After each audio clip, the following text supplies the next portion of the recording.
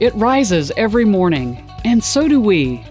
With fresh perspectives and innovative ideas, we grow trust for our clients in food and agriculture, in their products, processes, people, and brands.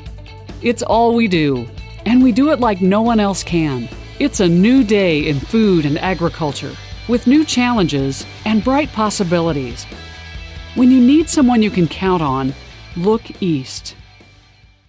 Thanks for joining us from the Republican National Convention in Cleveland, Ohio. I'm Spencer Chase with Agri-Pulse Communications, joined by Westhenry Ioerger from the state of Iowa. Westhenry is an alternate delegate, but one of the youngest, maybe possibly even the youngest delegates here, or alternate delegates, I should say, at this convention. And Westhenry, what was it for you that motivated you to come to this convention? Really just freedom is what motivates me to be a Republican, and coming to this kind of thing, and kind of seeing how the Republican Party does things. And I've been a Republican for pretty much my whole life, and just being here and trying to make a difference on the policies that our party has, and learning how things work, and it's kind of seeing how things work. And you also have a background in agriculture as well? Yes. My family's farmers in Alden, Iowa. It's by Iowa Falls, kind of north central part of the state. And we farm corn and soybeans mostly, and my cousins do a lot of cattle operation. And we're just involved in agriculture. And one of the main issues to me in agriculture is getting the government to kind of draw back from their almost oppressive regulations that they're hammering us with, like the Waters of the U.S. and the EPA, and the DNR, and the NRCS, and out west the Forest Service. And all these government agencies are really making it hard for us farmers and people in agriculture to do what we do best, which is feed the world. And that's what really motivates me to come to things like this and try to make a difference, is to get the government off of our backs. Now, you mentioned your background in agriculture. In your opinion, and maybe even for you personally, what's at stake, agriculturally speaking, in this presidential election? Quite a bit. The wrong president could really put a hurting on our agriculture production with the more regulations, and if they would enforce the Waters of the U.S. more strictly even.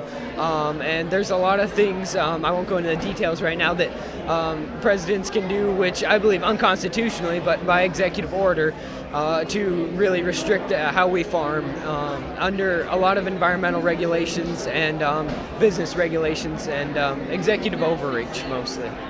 And you are 19, you said? Yep, I'm 19 years old. So in your opinion, do you think young people are engaging enough in this presidential election process? I think there's a lot engaging, yes. I don't think they are engaging as much as they should. I think a lot of kids my age believe what they hear on the media and just what people say, and they don't check the facts and see what's real. I think that's why a lot of people my age support Bernie Sanders and Hillary Clinton, because they don't know what actually will happen if our country goes to socialism, and I think that's a problem.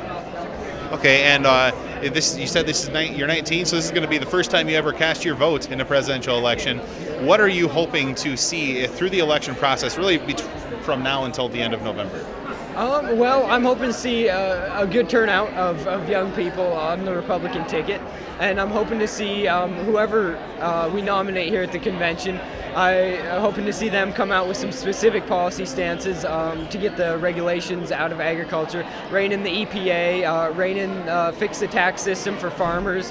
It's getting very hard to farm without, I guess I'll put it like this, a lot of us farmers run our operations specifically to beat the tax system, because if we didn't, they would just tax us to death, and they'd basically break us. There'd be no point.